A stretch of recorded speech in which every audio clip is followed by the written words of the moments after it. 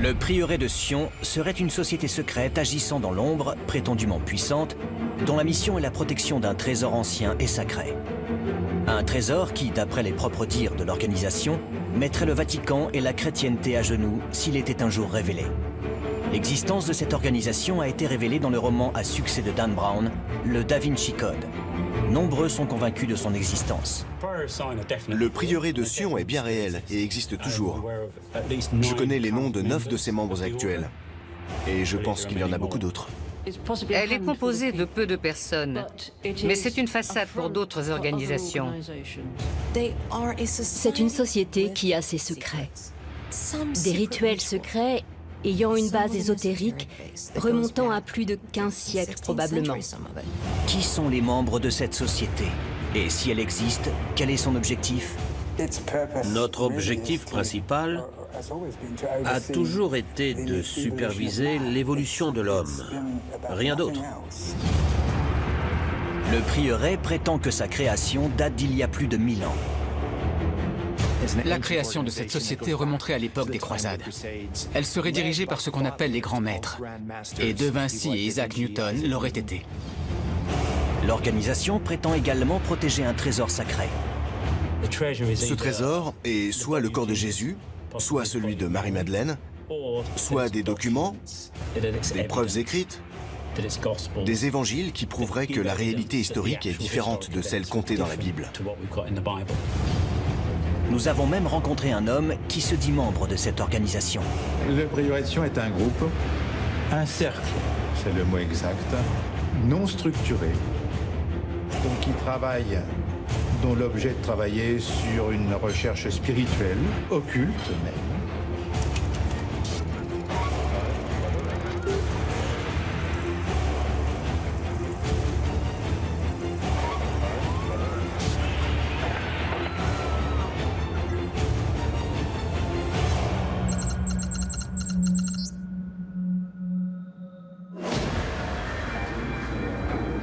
L'existence du prieuré de Sion est révélée au grand public à la fin des années 70, suite à la publication du roman à succès L'énigme sacrée.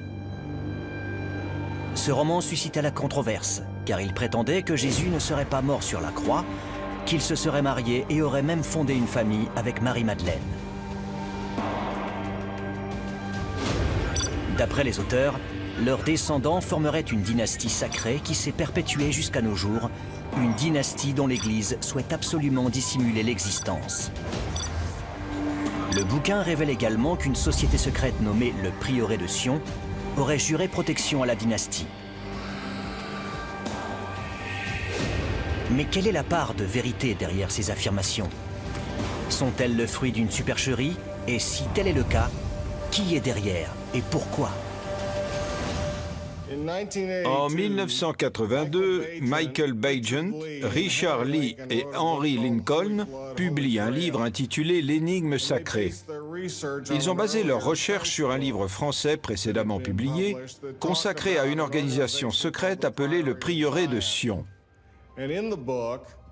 Dans ce livre, l'auteur avance la théorie selon laquelle Marie-Madeleine aurait fui la Terre Sainte pour ensuite accoucher de l'enfant Jésus, et cet enfant serait à l'origine de la dynastie des rois mérovingiens français.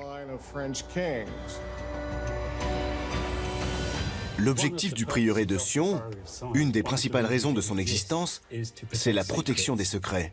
Il existe des informations religieuses et spirituelles qui ne peuvent être dévoilées qu'à un certain moment dans l'histoire de l'humanité. Parce que la société doit être prête à recevoir ces informations, car elles sont susceptibles d'être considérées comme hérétiques ou choquantes.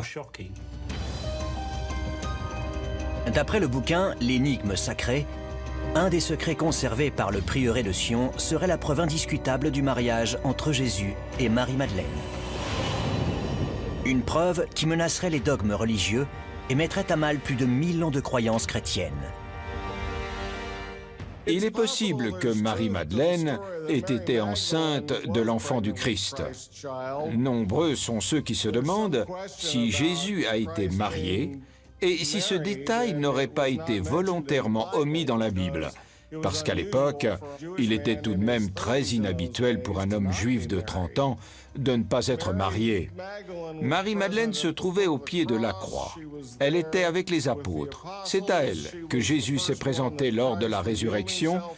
Elle est présente partout. Et c'est pourquoi la théorie du mariage entre Marie-Madeleine et le Christ est si populaire et tient debout. Et c'est aussi en partie grâce au roman de Dan Brown. J'ai lu L'énigme sacrée des années avant que ne paraisse le roman de Dan Brown. Et l'énigme sacrée soutient la théorie selon laquelle le texte des noces de Cana avait été réécrit, que ce texte relatait à l'origine le mariage de Jésus et de Marie-Madeleine. Ce bouquin a repris des théories très anciennes pour les remettre au centre d'une intrigue et créer la sensation. Lorsque l'énigme sacrée est sortie en librairie, il révélait l'existence d'une organisation secrète nommée le Prieuré de Sion, dont la mission consistait à protéger la descendance du Christ. Mais le plus frappant dans ce bouquin était que les auteurs soutenaient la théorie selon laquelle la dynastie mérovingienne proviendrait directement de la descendance de Jésus et de Marie-Madeleine. La dynastie mérovingienne serait donc une lignée christique. Et cette idée a bien évidemment suscité l'excitation et la curiosité. Vint ensuite le Da Vinci Code de Dan Brown, qui n'ajoute pas grand-chose au débat. Le bouquin se concentre surtout sur le prieuré de Sion, sur l'idée d'une société secrète dont la mission est la protection de la descendance de Jésus-Christ et Marie-Madeleine. Bien évidemment, le scandale, largement relayé par la presse, est que ces bouquins en arrivaient à la conclusion que Jésus était marié et qu'il a eu une descendance. Ce fut un choc pour les personnes qui croyaient que l'Église leur disait la vérité, mais aussi pour l'Église catholique elle-même, parce que la théorie allait à l'encontre de 2000 ans de dogme. Si Jésus a eu une descendance, alors le pape ne sert plus à rien, car il est censé être le représentant religieux le plus important de la planète. Si les descendants de Jésus entrent dans le tableau, le rôle même du pape est remis en question. À quelle autorité peut prétendre un homme élu face aux descendants directs du Christ ?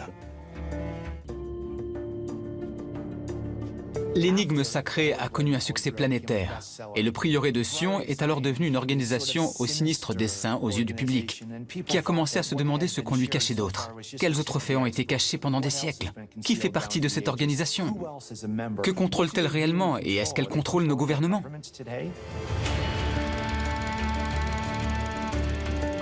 Dans les années 70, un Français se présente comme étant le grand maître du prieuré de Sion. Il s'appelait Pierre Plantard et il a accepté de répondre aux questions de la BBC à Paris. Pouvez-vous nous dire si le prieuré de Sion existe encore aujourd'hui? À l'heure actuelle, Sion existe toujours. Monsieur Plantard, vous dites que le prieuré de Sion vous a soutenu pendant des siècles. Nous avons soutenu Sion. Et Sion nous a soutenus. Nous? Qui est ce nous? Nous, je parle de la lignée mérovingienne, car notre lignée est issue de Dagobert II. Les Mérovingiens, ce sont eux qui ont fait la France. Plantard a déclaré être un descendant direct de la dynastie des Mérovingiens, mais il n'avait en fait strictement aucun lien avec cette lignée. Pierre Plantard n'était personne. Un simple éditeur de magazine à petit tirage. Donc, pas un grand nom de la presse. Mais cet homme aspirait à devenir un grand de ce monde et c'est pourquoi il a associé son nom à une ancienne dynastie royale. Car d'après lui, cela aurait pu lui fournir les moyens de devenir le roi de France, si ce n'est d'Europe.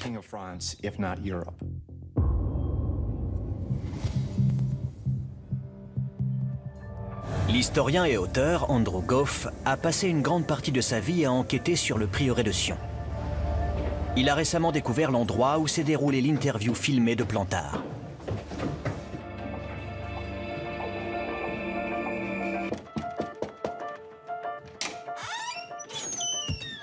Bonjour.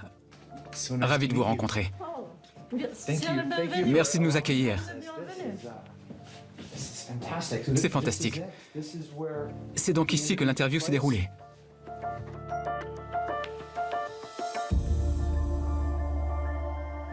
Plantard n'a donné qu'une interview, et c'était ici même. Dans les années 70, Henry Lincoln, un des auteurs de l'énigme sacrée, l'a interviewé ici, dans ce qui était son appartement. Et Plantard a parfaitement tenu son rôle. Un peu nerveux, mais très distingué, un vrai gentleman, d'un certain âge dans un beau costume. Il ressemblait en tout point à l'image qu'on peut se faire d'un grand maître du prieuré de Sion. Au cours de son interview, Plantard est questionné sur un obscur petit village du sud de la France, appelé Rennes-le-Château. Il va déclarer que ce village renfermerait un secret, voire un trésor, mais pas forcément matériel. Monsieur Plantard, y a-t-il toujours un secret à Rennes-le-Château? Mais le secret n'est pas seulement à Rennes-le-Château. Il est aussi autour de Rennes-le-Château. Est-ce que son trésor sera trouvé un jour? Ici, vous me parlez d'un trésor matériel.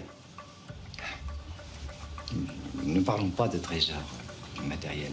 Disons simplement qu'il existe un secret à Rennes-le-Château. Il est possible qu'il existe autre chose autour de Rennes-le-Château. Cette interview est fascinante. Je n'oublierai jamais le regard de Plantard, tout à fait incrédule. Soit il se demandait comment le journaliste était au courant de la particularité de ce petit village, soit il se demandait comment il avait pu être pris au sérieux par ce journaliste, alors que ce n'était qu'une simple supercherie. Honnêtement, je ne sais pas quoi en penser.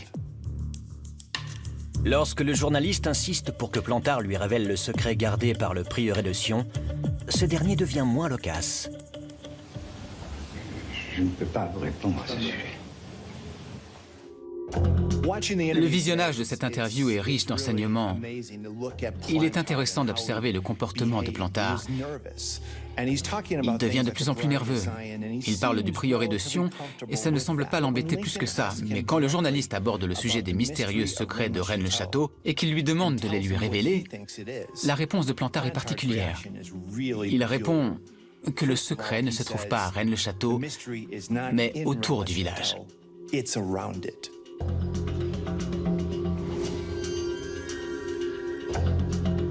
Rennes-le-Château, un petit village du sud de la France, se trouve au cœur du mystère du prieuré de Sion depuis près de 40 ans.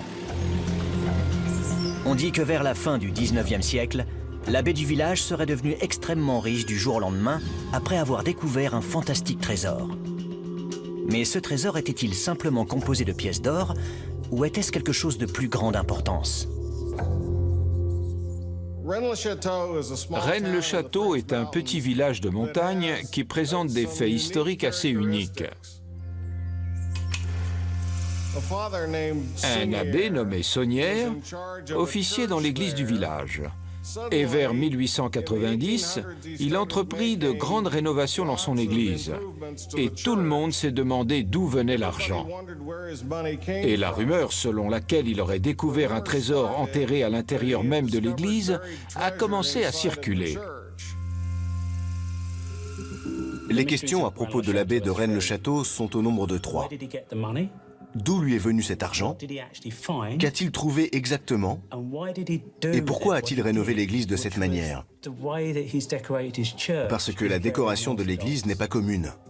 Ces questions à propos de ce village et de son abbé n'ont toujours pas de réponse aujourd'hui. Les hypothèses sur la teneur de la découverte de Saunière sont innombrables. A-t-il trouvé les tombeaux, voire carrément les restes du corps de Jésus ou de Marie-Madeleine, ou les deux? A-t-il trouvé un simple trésor datant de la Révolution française? A-t-il trouvé des informations considérées comme hérétiques par l'Église de l'époque? Des informations que l'Église tenait à garder secrètes, comme la non-crucifixion de Jésus? Les possibilités sont infinies. Le prieuré de Sion est très clair. Il existe des éléments d'une extrême importance à Rennes-le-Château. Et d'après moi, ce pourrait être un corps. Mais la question est, le corps de qui? Celui de Marie-Madeleine? Celui de Jésus? Le prieuré de Sion serait une organisation clandestine et puissante dont la mission consiste à conserver des secrets dont la révélation serait fatale à la religion chrétienne. En effet, l'organisation détiendrait la preuve indiscutable que le Christ n'est pas mort sur la croix et qu'il s'est marié à Marie-Madeleine, avec qui il a fondé une famille. Le village de Rennes-le-Château, dans le sud de la France, est depuis longtemps un lieu de mystère étroitement lié à cette société secrète. D'après la légende, l'abbé du village, officiant à la fin du XIXe siècle, Béranger Saunière, y aurait trouvé un trésor, car il est devenu du jour au lendemain incroyablement riche. Certains disent qu'il aurait trouvé la tombe de Marie-Madeleine, voire celle de Jésus-Christ, pendant que d'autres pensent qu'il aurait trouvé les trésors de Jérusalem. D'autres encore affirment qu'il aurait été grassement payé par le Vatican pour cacher et taire sa mystérieuse découverte. Rennes-le-Château est un joli petit village situé dans les montagnes du sud de la France, qui présente des caractéristiques intéressantes. Un abbé local, appelé Béranger Saunière, était responsable de l'église et vers la fin du XIXe siècle, il a décidé d'y entreprendre des travaux. L'église était dédiée à Marie-Madeleine, ce qui est assez commun dans le sud de la France, car le culte de la Vierge Noire y est très implanté, son objet étant la vénération de Marie-Madeleine. Donc, Saunière a commencé à améliorer son église, s'est fait construire une grande maison et une grande tour. Il avait énormément d'argent à disposition, et la question était de savoir d'où provenaient ces fonds. L'historien Andrew Goff a passé des années à enquêter sur le prieuré de Sion et le mystère de Rennes-le-Château. Il est persuadé que l'abbé du village, Béranger Saunière, a délibérément laissé des indices sur la nature de ces découvertes dans la nouvelle décoration de l'église. Nous voici dans l'église de Sainte-Marie-Madeleine. On y entre et on est accueilli par cette impressionnante figure diabolique. Le fait qu'une figure diabolique vous accueille dans une église catholique n'est pas commun. En fait, ce n'est pas une figure diabolique, c'est Asmodée, gardien du temple de Salomon et de son trésor. Asmodée est connu dans la mythologie biblique pour être le gardien du trésor du temple de Salomon, et il est très inhabituel d'en voir une statue à l'entrée d'une église. Saunière l'a-t-il placé à cet endroit pour signifier que dans cette église se trouve dissimulé un grand trésor? Certains chercheurs sont persuadés que l'abbé a laissé un indice sur les stations du chemin de croix dépeintes sur les murs de l'église. Voilà qui est intéressant. Les stations du chemin de croix sont assez similaires en règle générale. Mais cette image attire particulièrement mon attention. Elle représente le corps du Christ mis ou déplacé de son tombeau. Ce qui me frappe, c'est que cette scène se déroule de nuit, parce qu'on voit la lune dans le coin gauche du tableau. Or, d'après la loi juive, il était formellement interdit d'enterrer quelqu'un de nuit. D'après certains chercheurs, cette image attire l'attention sur le fait que quelque chose ne colle pas à propos de l'histoire de la mise au tombeau de Jésus, voire de sa crucifixion en elle-même. Cette image indique que le Christ a été déplacé de nuit et qu'il n'est donc pas mort après la crucifixion. Il existe également une curieuse représentation de Marie-Madeleine sur le maître-autel de l'église. Sur l'autel de l'église, on voit Marie-Madeleine dans une grotte qui se trouve vraisemblablement à Rennes-le-Château, car on peut y voir une montagne locale en arrière-plan. Elle se trouve à côté d'une tombe, les doigts entrecroisés, ce qui est une caractéristique classique des représentations de Marie-Madeleine dans l'art. C'est ainsi qu'on l'identifie.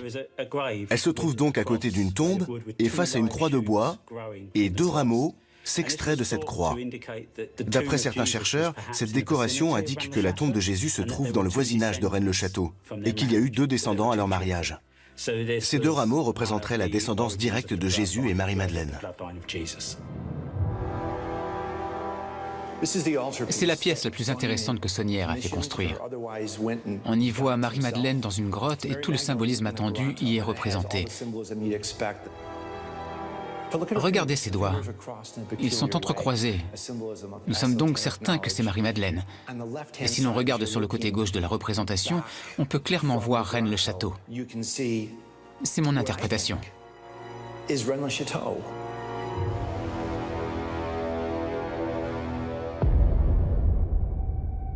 L'abbé Saunière a également fait construire une tour dédiée à Marie-Madeleine dans son jardin. Dans la cage d'escalier, on y trouve une fenêtre qui donne sur les collines locales, abritant un ancien lieu de sépulture. Certains pensent que Marie-Madeleine y aurait été inhumée après avoir vécu en France. D'après cette théorie, Marie-Madeleine aurait quitté la Terre Sainte alors qu'elle était enceinte de Jésus en compagnie de Joseph d'Arimathie et se serait ensuite installée dans le sud de la France. Et le résultat est qu'un culte s'est répandu dans le sud du pays suite à la fascination exercée par le mythe de la venue de Marie-Madeleine. Ce qui me fascine avec les mystères de Rennes-le-Château, c'est qu'ils ont engendré de nombreuses théories. Est-ce que Saunière a trouvé de l'or ayant appartenu aux Wisigoths après qu'ils aient pillé Rome et Jérusalem? Peut-être que le trésor du temple de Salomon se trouve dans cette zone. Ce qui expliquerait la longue présence des Cathares dans la région, car ils recherchaient eux-mêmes ce trésor. Ou Saunière a-t-il trouvé le corps de Jésus-Christ et de Marie-Madeleine? A-t-il trouvé une preuve indiquant que Jésus n'a pas été crucifié, mais sauvé par des fanatiques religieux? Rennes-le-Château pourrait renfermer de nombreux trésors selon les théories. Le trésor pourrait être le corps de Jésus, peut-être celui de Marie-Madeleine, celui de leur enfant. Le village pourrait abriter un genre de caveau familial. Ou bien ce trésor pourrait être des documents, des preuves écrites, des évangiles qui prouveraient que la réalité historique est différente de celle contée dans la Bible. Et pour moi, ces derniers auraient bien plus d'importance, parce que des corps sont des corps, mais de la documentation d'époque serait bien plus intéressante. Le prieuré de Sion est une société secrète désormais connue du monde entier grâce à son rôle prépondérant dans le roman de Dan Brown, le Da Vinci Code. L'organisation prétend détenir des informations réfutant la mort de Jésus sur la croix et des preuves de son mariage avec Marie-Madeleine, la création d'une famille et sa fuite vers le sud de la France. Mais ces preuves existent-elles réellement? Et l'organisation en elle-même? Gino Sandri est un artiste français qui dit être membre du prieuré de Sion. Pendant des années, il a été le bras droit de Pierre Plantard, ancien grand maître de l'ordre. Sandri vit aujourd'hui à Paris et il a accepté de répondre à nos questions. Je veux dire, comme membre appartenant au prieuré de Sion, donc j'étais aux côtés de Pierre Plantard, qui m'avait demandé de l'assister. Et j'étais secrétaire général, c'est-à-dire que dans la pratique, j'étais chargé de la communication extérieure. Les travaux du prieuré de Sion étant par nature interne, je peux dire une chose, c'est qu'une grande. Et il y a eu d'excellentes études récemment. L'idée d'un trésor à Rennes-le-Château était connue avant que Pierre Plantard n'en parle. Devinez, il ressentait qu'on déplaçait l'histoire sur un autre terrain, qu'elle devenait vie. Il y avait simultanément, comment dire, un autre but, mais en lien, donc attirer le grand public à Rennes-le-Château, donc qui devenait, qui de ce fait construisait lui-même l'histoire de Rennes-le-Château, attirer tout le monde, et puis aussi utiliser Rennes-le-Château pour révéler de façon légendaire, cryptée, certaines affaires, selon le plan que j'expliquais tout à l'heure. Par exemple, l'histoire des Mérovingiens, l'histoire des rois mérovingiens, que l'on fait aller à Rennes-le-Château.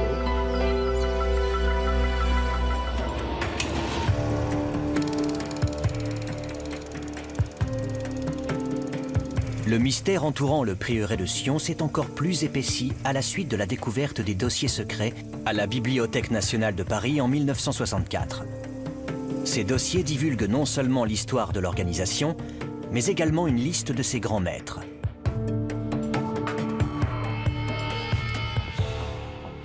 Une des plus grandes preuves, entre guillemets, de l'existence du prieuré de Sion, ce sont ces documents qui ont été trouvés à la Bibliothèque nationale de Paris, où sont conservées les archives nationales françaises.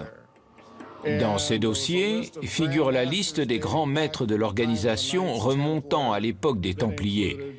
Et cette liste mentionne nombre de gens connus, comme Léonard de Vinci, Isaac Newton ou encore Jean Cocteau. C'est une liste complète.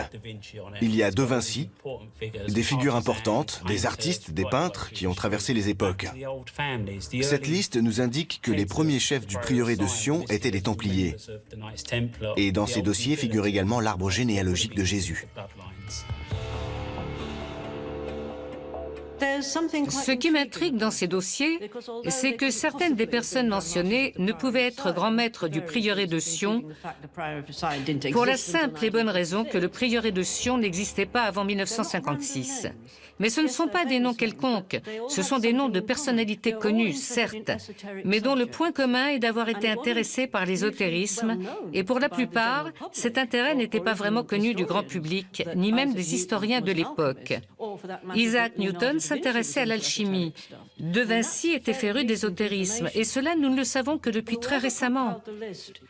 La personne qui a créé cette liste était très bien informée sur l'ésotérisme et les personnalités qui s'y sont intéressées. D'après ces dossiers secrets, le prieuré de Sion est une ancienne organisation dont la création remonte à l'époque des croisades. Ces croisades étaient menées par les grands maîtres, et leur mission était de cacher l'existence et de protéger la sainte lignée remontant à Jésus-Christ et Marie-Madeleine, voire avant, à l'époque de David. Nul ne sait qui a introduit ces dossiers secrets dans la Bibliothèque nationale de Paris, mais nombreux sont ceux qui pensent que c'est Pierre Plantard en personne, afin de donner une légitimité historique à son organisation. C'est juste une série de documents introduits par Plantard à la Bibliothèque nationale. Il a ensuite fait semblant de les découvrir. Et grâce à cette découverte, il pouvait prouver que la dynastie royale mérovingienne, dont il faisait partie, remontait à Jésus-Christ.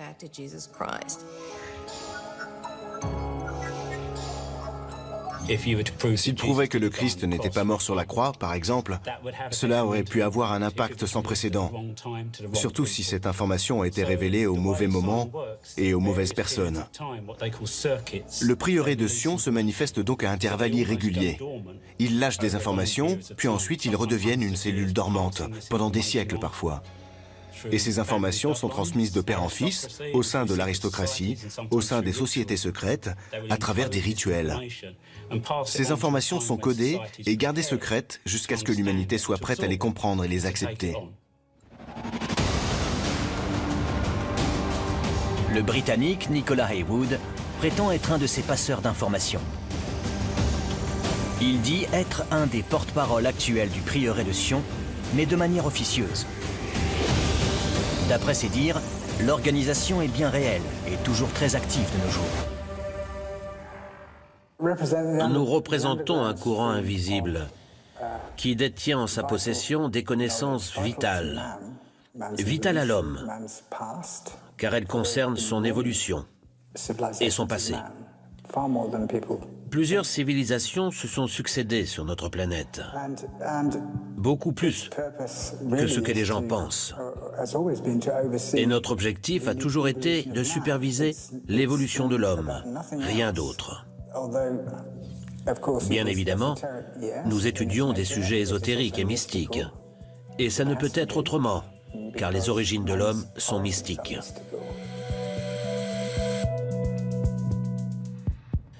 Les membres ne sont pas censés divulguer leur appartenance à l'organisation. Ils le nieront d'ailleurs toujours, même si cela peut leur causer des préjudices, qu'ils soient d'ordre judiciaire, d'ordre politique ou d'ordre financier. Nos membres pourraient vivre des événements peu plaisants, mais cela fait partie du contrat. Vous devez garder le secret, à moins que vous ne soyez porte-parole. Je ne connais d'ailleurs que 2 autres porte-paroles du prieuré de Sion. Qui sont-ils? Je préfère ne pas le dire, mais j'agis en tant que tel. Et en termes de nombre, vous êtes combien? Je n'ai pas le droit d'en dire plus. Je pourrais avoir des problèmes. C'est une société qui a ses secrets. Des rituels secrets ayant une base ésotérique remontant à plus de 15 siècles probablement, mais ce n'est pas une société secrète. Être membre d'une société secrète engage l'honneur d'un homme, et pour en faire partie, les membres doivent garder secret leur poignée de main, leurs rituels, mais surtout leur appartenance et l'existence même de l'organisation. Sinon, en quoi est-elle secrète? Ce n'est donc pas une société secrète, mais une société qui a des secrets. Heywood confirme qu'un grand trésor est protégé à Rennes-le-Château, mais que ce n'est pas le corps de Jésus-Christ. Non, le corps de Jésus n'a pas été ramené à Rennes-le-Château. Je peux vous le confirmer. Cela n'a rien à voir avec son corps ni son tombeau.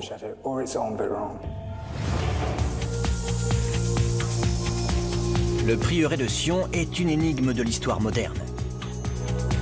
Ses membres disent faire partie d'une ancienne organisation secrète dont la mission est de protéger les preuves de la non-crucifixion de Jésus, de son mariage à Marie-Madeleine et de l'existence de sa descendance qui s'est perpétuée jusqu'à nos jours. Une histoire incroyable, mais est-elle vraie? Le prieuré de Sion est une fabrication. L'idée qu'un groupe de personnes protège la descendance du Christ est une invention complète. Je n'y crois pas une seconde. Je pense que des sociétés secrètes ont existé et existent toujours. Ces organisations préservent peut-être des informations qui vont à l'encontre des dogmes religieux et politiques, voire des preuves matérielles, et tant mieux pour elles. Je ne pense pas que le prieuré de Sion soit ce genre d'organisation, car elle a été fondée par Pierre Plantard et ses amis en 1956. Le livre « L'énigme sacrée », publié en 1982, prétend que l'abbé du village de Rennes-le-Château, Béranger Saunière, aurait découvert des parchemins secrets à la fin du XIXe siècle, alors qu'il faisait des rénovations dans son église, et que ces parchemins faisaient allusion à un trésor sacré enfoui dans le village.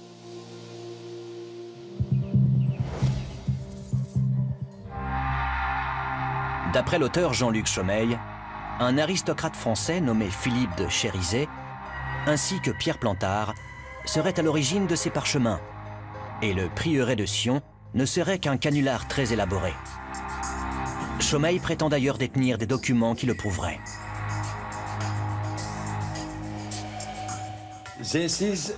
Voici le bouquin que De Chérizet a utilisé pour créer les parchemins de Rennes-le-Château. Il prétend que De Chérizet et Plantard ont prélevé des textes d'un vieux bouquin pour créer de toutes pièces le parchemin codé révélé au monde dans l'énigme sacrée.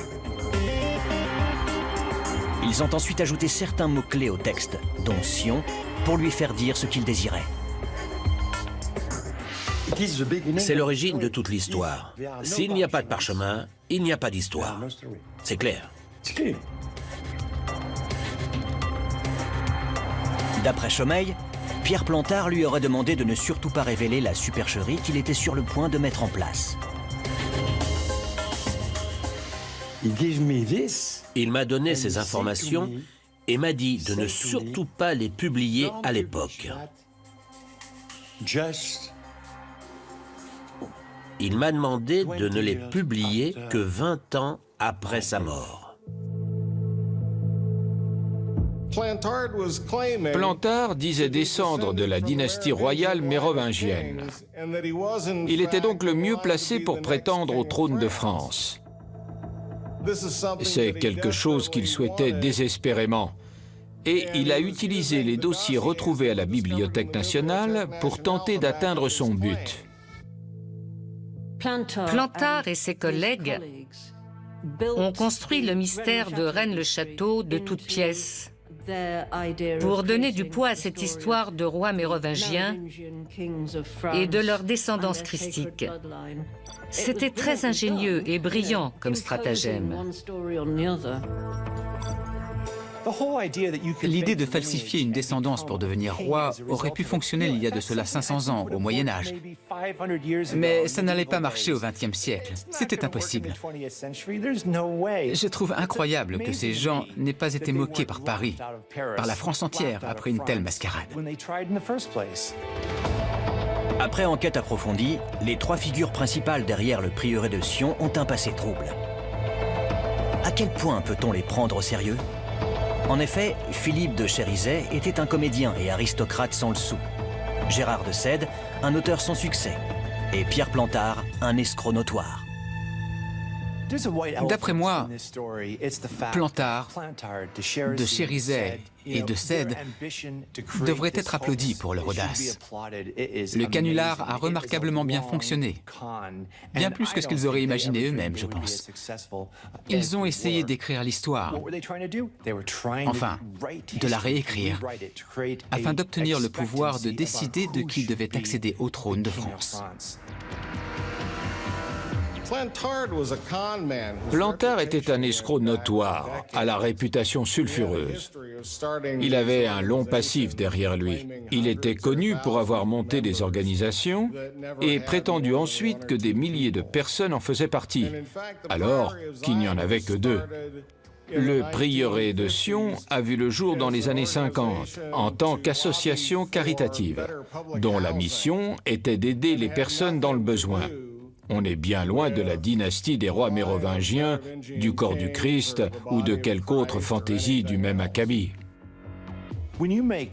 Quand vous prétendez être le successeur au trône de France, ou rien que le fait de l'insinuer, vous n'allez pas vraiment être accueilli comme le Messie par les institutions. Et la justice française est entrée dans la danse et lui a rappelé qu'un système électoral était déjà en place en France et qu'il ne pouvait être roi. Ça ne s'est pas bien passé et il a été poursuivi en justice pour finalement admettre qu'il avait tout inventé et que c'était une escroquerie.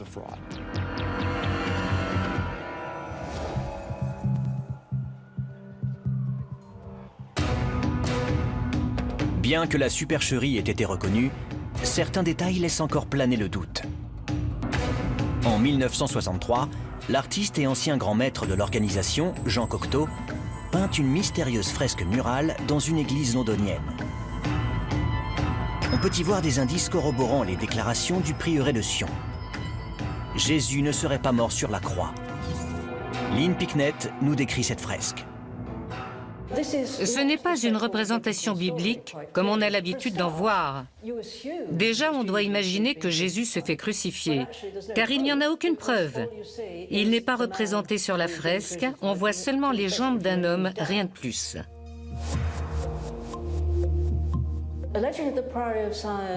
D'après le prieuré de Sion, Jésus n'est pas mort sur la croix. Un autre homme serait mort à sa place. Dans le travail de Cocteau, effectué dans cette église londonienne, il y a plusieurs symboles de la mort et de la résurrection. Cette fresque représente la crucifixion, enfin plutôt celle d'un personnage qui serait Jésus, car en fait on n'en sait rien. On ne voit que les pieds de celui qui est crucifié. Il existe également une autre fresque devant cette peinture murale, sur laquelle on voit 2 personnes reliées par 2 M pour Marie et Madeleine, ce qui est un indice de la descendance. La dissimulation de codes et l'utilisation de symboles en art se fait depuis toujours. Et je pense que nombre de peintres ont reçu des informations secrètes à travers les âges et ont eu pour mission de révéler ces informations à travers leur art, de manière symbolique, afin que ces informations soient protégées, car les œuvres traversent le temps. C'est comme s'ils gravaient des informations codées dans la roche pour les générations futures. Et le symbolisme est le moyen idéal d'y parvenir. L'art est très souvent utilisé à des fins de dissimulation et de protection des informations.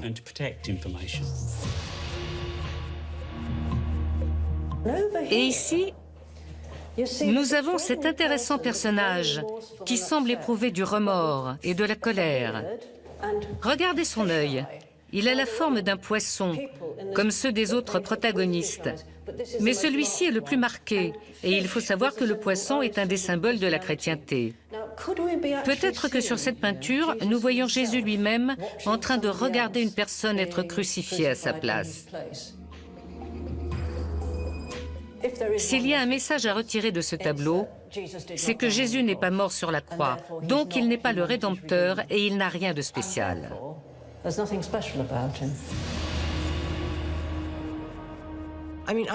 Je ne pense pas que la crucifixion soit un trucage, comme si on avait voulu faire croire que le Christ était mort et qu'il avait ensuite accompli ses prophéties en ressuscitant. Je pense que l'idée est insultante à bien des égards et pour beaucoup de monde. L'idée du prieuré de Sion est insultante et surtout loufoque. Le prieuré de Sion est une grande énigme de l'histoire. Mais est-il réel ? Cette organisation séculaire qui a juré de protéger le secret de la non-crucifixion de Jésus et de son mariage avec Marie-Madeleine existe-t-elle réellement ? Ou n'est-ce qu'une vaste supercherie mise au point par Pierre Plantard et ses acolytes dans les années 60 ?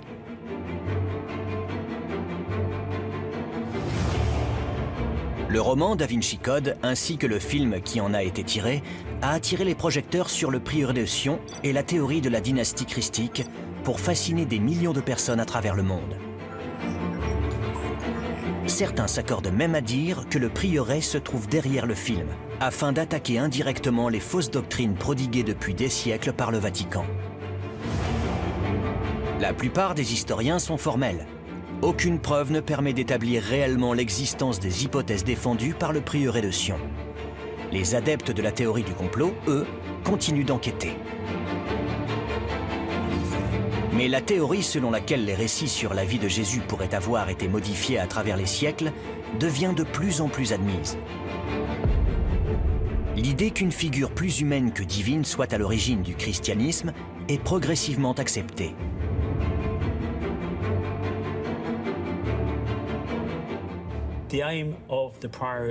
L'objectif du prieuré de Sion est de faire progresser l'humanité, de l'amener à avancer. Et cela peut très bien signifier de passer par la destruction de plusieurs dogmes religieux, sociaux, idéologiques ou patriotiques. Car ce genre de dogme empêche l'humanité de progresser.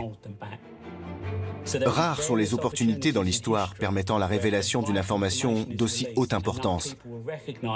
Car il faut que l'humanité soit prête à l'entendre. Mais une fois qu'elle le sera, alors l'humain acceptera la vérité. Le prieuré de Sion est un savoureux mélange de plusieurs mythes et légendes qui aboutit à une histoire passionnante, mystique et romantique qui passionne les foules depuis des décennies. Je ne pense pas que l'organisation puisse détenir un élément susceptible de bousculer les principaux préceptes du christianisme. Je ne pense pas. Le fait que Jésus ait une descendance ne rendrait pas les gens furieux comme certains pourraient l'imaginer.